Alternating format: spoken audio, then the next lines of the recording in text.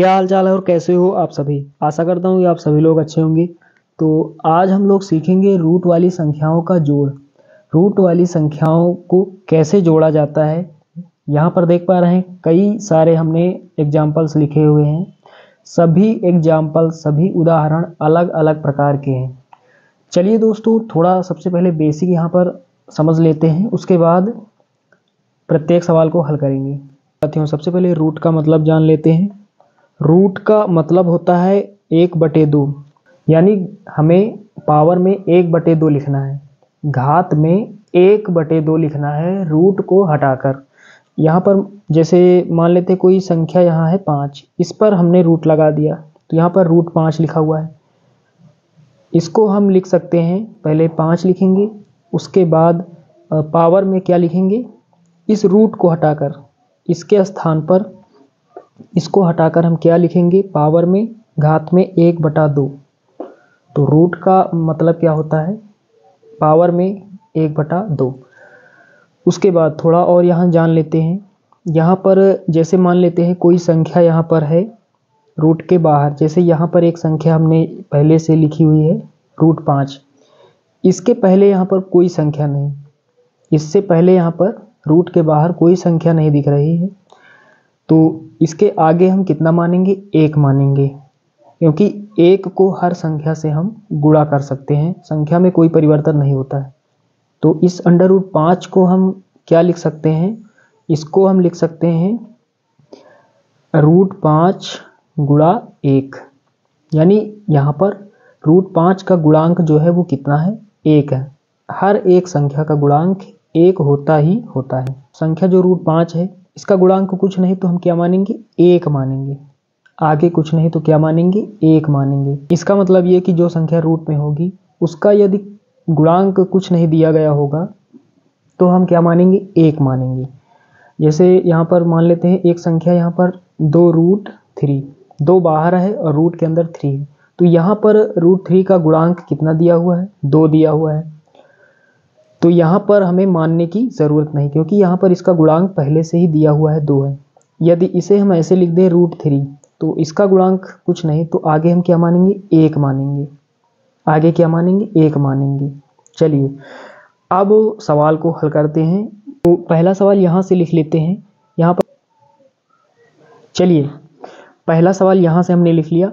यहाँ पर देख पा रहे हैं रूट के अंदर 2 है और 2 जो है वो बाहर है और प्लस लगा हुआ है, रूट के अंदर कितना है, 2 है। यहाँ पर कुछ नहीं तो यहाँ पर हम क्या मानेंगे, 1 मान सकते हैं।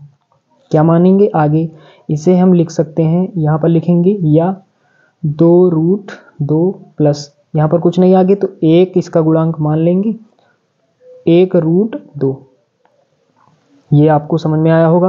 उसके बाद अब यहाँ पर देखेंगे कि रूट के अंदर यहाँ पर यानी जितने भी पद हैं दोनों में जो रूट के अंदर संख्या है एक जैसी है या नहीं।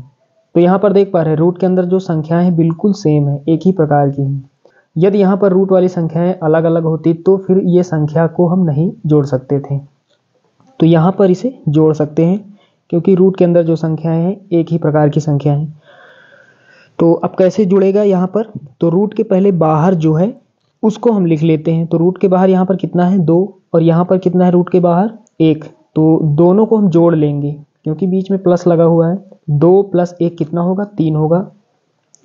उसके बाद अब यहाँ पर इसके बगल में क्या लिखेंगे, बगल में इसके हम लिखेंगे रूट के अंदर जो संख्या थी। तो रूट के अंदर यहाँ पर कौन सी संख्या है, 2, तो इसको हम कितनी बार लिखेंगे, 1 बार लिखेंगे, क्योंकि ये संख्या जो है दोनों स्थानों पर है, मतलब ये कॉमन है। तो कॉमन का मतलब जो चीज़ जो वस्तु दोनों स्थानों पर होती है। तो √2 यहाँ पर है, √2 यहाँ पर है, तो √2 कॉमन है, तो √2 को हम 1 बार लिखेंगे। जो संख्या कॉमन हो उसे हम 1 बार यहाँ पर लिखेंगे।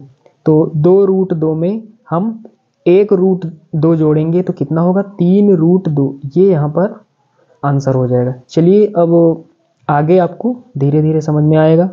ये अगला सवाल बिल्कुल सेम उसी प्रकार। आगे यहाँ पर कुछ नहीं, इसके आगे यहाँ पर कुछ नहीं तो क्या मानेंगे, 1 मानेंगे। चलिए 1 मान लिया हमने। अब क्या करेंगे, जो रूट के बाहर संख्याएं हैं उनको हम जोड़ लेंगे। 4 यहाँ पर देख पा रहे हैं, 1 ये बीच में प्लस है, 4 + 1 कितना होगा, 5 हो जाएगा। उसके बाद √3 यहाँ पर था, √3 यहाँ पर था, मतलब √3 कॉमन है तो इसको हम एक बार लिखेंगे तो यहाँ पर ये आंसर हो जाएगा। 4√3 में हम एक √3 जोड़ते हैं, यानी एक आगे दिया नहीं होता तो हम मान सकते हैं। तो 4√3 में एक √3 जोड़ेंगे तो कितना हो जाएगा 5√3। चलिए यहाँ पर जो सवाल देख पा रहे हैं बिल्कुल आसान है, बिल्कुल सरल है। अब क्या करेंगे, रूट के बाहर यहाँ पर रूट के अंदर 3 है, यहाँ पर रूट के अंदर 3 है, मतलब इस सवाल को हम जोड़ सकते हैं। अब यहाँ पर कुछ नहीं तो आगे क्या मानेंगे, 1 मानेंगे। अब रूट के बाहर जो संख्याएं हैं इन सबको जोड़ देते हैं, 2 + 1 कितना हो जाएगा 3 हो जाएगा। √3 ये कॉमन है तो एक बार हम इसके बगल में क्या लिखेंगे √3, तो ये यहाँ पर आंसर हो जाएगा। तो अब सवाल नंबर 4, यहाँ पर रूट के अंदर जो संख्याएं हैं बिल्कुल एक ही प्रकार की संख्याएं हैं, मतलब इस सवाल को हम जोड़ सकते हैं, ये संख्याएं हम जोड़ सकते हैं। अलग अलग प्रकार की संख्याओं को हम जोड़ नहीं सकते। वहाँ पर हम क्या कर सकते हैं, रूट के बाहर जो संख्याएं होती हैं उन संख्याओं में हम कुछ कॉमन ले सकते हैं, बाकी हम जोड़ नहीं सकते। तो यहाँ पर आगे कुछ नहीं दिया गया है, रूट के बाहर कुछ नहीं तो एक यहाँ पर मान लेंगे, एक यहाँ पर मान लेंगे। अब क्या करेंगे, रूट के बाहर जो संख्या है उनको हम जोड़ देंगे, 1 + 1 कितना हो जाएगा 2 हो जाएगा। √5 यहाँ, √5 यहाँ, √5 कॉमन है तो इसको एक बार लिखेंगे तो ये यहाँ पर आंसर हो जाएगा। 1 √5 ये, 1 √5 ये, दोनों को जोड़ेंगे 2 √5 हो जाएगा। चलिए दोस्तों इस सवाल को जोड़ते हैं, ये भी बिल्कुल वैसा ही है। यहाँ पर रूट के बाहर, यहाँ पर रूट के बाहर कितना दिया हुआ है 3 दिया हुआ है, यहाँ पर कुछ नहीं तो यहाँ पर 1 मान लेंगे और यहाँ पर पहले से ही दिया गया है 10। सबसे पहले हम क्या करेंगे, रूट के बाहर जो संख्याएं हैं उनको हम जोड़ लेंगे। तो रूट के बाहर यहाँ पर ये संख्या 10 है, यहाँ पर 1 है, यहाँ पर 3 है, तो 10 + 1 11, 11 + 3 कितना हो जाएगा 14 हो जाएगा, तो यहाँ पर 14 लिख लेंगे। अब √2 यहाँ पर है, √2 यहाँ पर है, √2 यहाँ पर है।